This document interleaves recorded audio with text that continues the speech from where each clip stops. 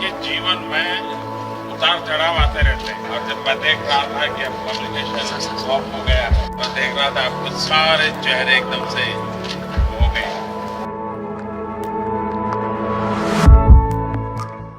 वयम अमृतस्य पुत्र, वयम अमृतस्य पुत्र, हम अमृत की संतान। परिणाम अपनी जगह, लेकिन मुझे और पूरे देश अपने वैज्ञानिक इंजीनियरों आप सभी के प्रयासों पर गर्व है।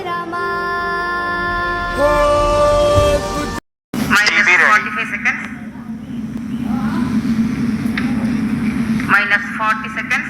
L110 VHPP open. MOV 79 open. seconds. -30 seconds. Real-time programs activated. -25 seconds. L110 VHPP open. -20 seconds. -15. 10, 9, 8, 7, 6, 5, 4, 3, 2, 1, 0. Plus 5 seconds. Lift off normal.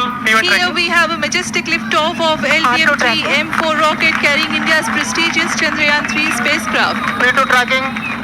प्रज्वलन और सफलतापूर्ण उत्थापन LVM-3 M4 रॉकेट का।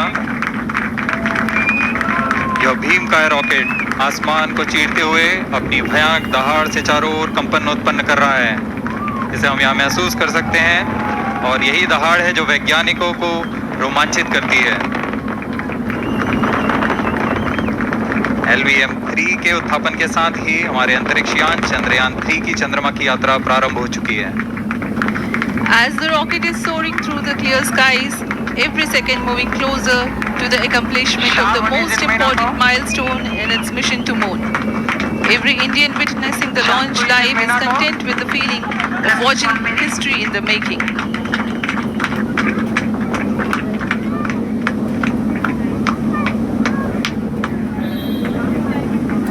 चंद्रमा की सतह पर अपना छाप छोड़ने के लिए चंद्रयान-3 अपने मिशन को पूरा करने निकल चुका है।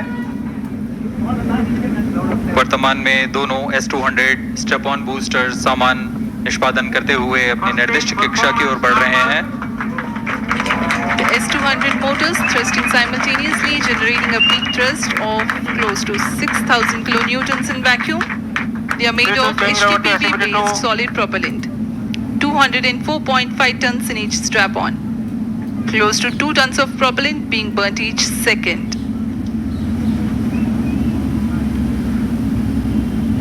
S-200 स्ट्रैप-ऑन बूस्टर्स का प्रज्वलन काल 126 सेकंड का है, और अभी अभी घोषणा की गई L110 स्टेज का भी प्रज्वलन शुरू हो चुका है। Apart from the strap-ons, the core stage has also commenced its operation. This stage, based on combination 200 stages are separated of hypergolic Earth storable liquid propellants UH-25 and N2O4. Now the S-200s have been separated. घटनाक्रम के अनुसार इस यान से S-200 strap-on boosters को सफलतापूर्वक पृथक कर दिया गया है। यह काम सेपरेशन मोटर्स की मदद से किया जाता है। L110 stage performance normal. LVM-3 M4 rocket का द्वितीय चरण पूर्णतः सामान्य निष्पादन करते हुए इस चरण में कुल 113 टन के तरल नोदक भरे जाते हैं।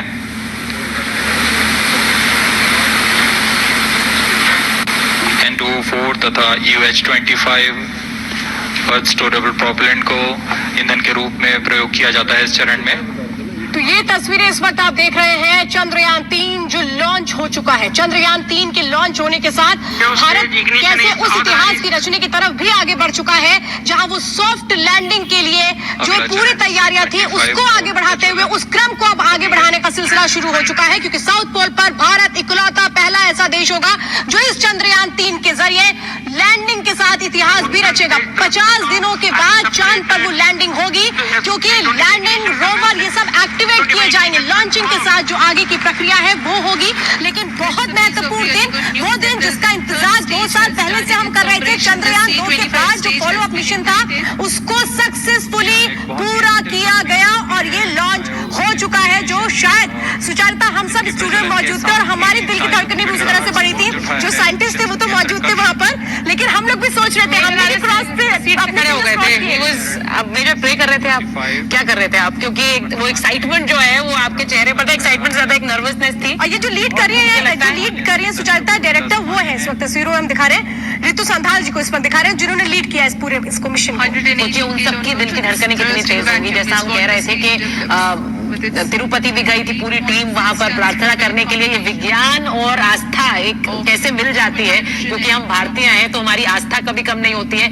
हम वैज्ञानिक हैं, उसके बावजूद देखिए और कैसी प्रार्थनाएं चल रही थी वहां पर। ये जो लॉन्च हुआ है ये कैसे दिल की धड़कनें बढ़ाने वाला था, हर भारतीय को लग रहा था। और जैसे जैसे वहां पर अनाउंस हो रहा है, जैसे चरण है जिसमें लिक्विड हाइड्रोजन, लिक्विड ऑक्सीजन का। मनीष पुरोहित जी हमारे साथ जुड़े हुए हैं। मनीष जी, कैसा लग रहा था? आप वहां पर सुन रहे होंगे, हम यहाँ पर लाइव देख रहे हैं, आप सुन रहे हैं। सारी स्टेजेस के बारे में भी जानकारी देते जाते हैं कि किस तरह से ये चंद्रयान का जो लॉन्च है ये आगे बढ़ रहा है। थोड़ा बताइए हमें भी, जिससे हम उस टेक्निकल भाषा से दूर थोड़ा समझ पाए आसानी से। विशिष्ट ओके, देखिए होता क्या है कि जब हमें किसी भी स्पेसक्राफ्ट को एक पर्टिकुलर ऑर्बिट पे पहुंचाना है, यानी हमें उसको धरती के ग्रेविटी से लिफ्ट करना है, तो जब हम कोई नॉर्मल चीज को भी ऊपर उठाने की कोशिश करते हैं तो हमें कुछ फोर्स चाहिए। लेकिन अगर हम 6,40,000 किलो के लॉन्च व्हीकल को, जिसको हम LVM-3 बोल रहे हैं, उसको उठाना चाहते हैं तो हमें बहुत ज्यादा फोर्स चाहिए। और वो जो फोर्स हमें चाहिए वो फोर्स हम जनरेट करते हैं सॉलिड बूस्टर से।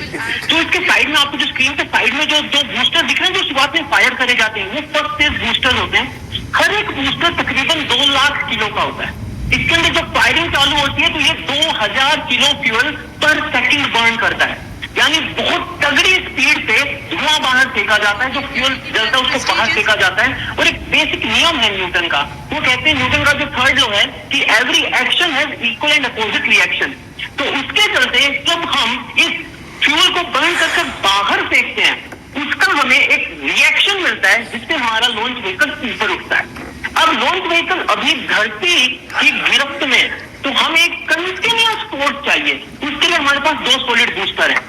तकरीबन 110 सेकंड बीतने के बाद जो लिक्विड इंजन है, विकास 2 के 2 लिक्विड इंजन है, उनको फायर किया जाता है। अब यहाँ पर एक बात समझनी बहुत जरूरी है, वो यह है कि जो सॉलिड बूस्टर है वो पहले फायर होते हैं, वो साइड में है। बीच में जो विकास इंजन है वो अभी फायरिंग नहीं कर रहे हैं, उसको भी इग्नाइट नहीं किया है। तो कहीं ऐसा तो नहीं होगा कि सॉलिड बूस्टर से जो फ्लेम्स बाहर निकल रही है वो हमारे विकास इंजन के जो नोजल है, आपने देखोगे ना 2 नोजल होते हैं, तो जो रॉकेट के नोजल है उनको कहीं वो डिस्टर्ब तो नहीं कर देगी? क्योंकि अगर ऐसा हुआ तो हमारा तो पूरा मिशन जो है वो तो खतरे में आ जाएगा। तो इसरो ने क्या करा, बात है ना कि बहुत ही किफायती सोल्यूशन निकाल देना हम, तो इसरो ने क्या करा, एक नोजल क्लोजर सिस्टम बना दिया कि भाई शुरुआत में जो हमारा विकास इंजन है वो फायर तो होगा नहीं। अब उसको जो बूस्टर से बाहर निकल रहा है, जो फ्लेम हाई एनर्जी जो निकल रही, जो हाई टेम्परेचर से एग्जॉस्ट हो रहा है, उससे हमें हमारे विकास इंजन को बचाना है। तो हमने क्या करा, एक क्लोजर सिस्टम लगा दिया। थोड़ी देर बाद उस क्लोजर सिस्टम को हटाते हैं। आपने सुना होगा ये बार बार ना अनाउंस कर रहे थे कि सक्सेसफुल, फर्स्ट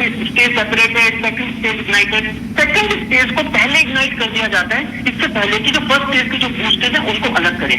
अब बूस्टर्स को अलग कैसे किया जाएगा, तो भाई उसके लिए एक सिंपल सी चीज होती है कि बूस्टर्स जो कनेक्टेड होते हैं ना 2 पॉइंट्स पे, वहां पर कुछ मोटर्स लगी होती है, मान लो छोटे रॉकेट लगे होते हैं पायरो, तो 3 ऊपर 3 नीचे दोनों साइड, और उनको हम ब्लास्ट करते हैं तो वो जो बूस्टर्स है वो अलग होकर साइड में गिर जाते हैं और वो फाइनली आके जो ओशन है उसमें गिर जाते हैं। और हमारी सेकंड स्टेज जो इग्नाइट हुई वो आगे लेके चली जाती है। सेकंड स्टेज का जो रोल है वो है एक पर्टिकुलर किलोमीटर पर सेकंड की स्पीड तक हमें लेके जाना, तकरीबन 4-4.5 किलोमीटर पर सेकंड। लेकिन असली बूस्ट जो है वो क्रायो स्टेज देती है। Cryo stage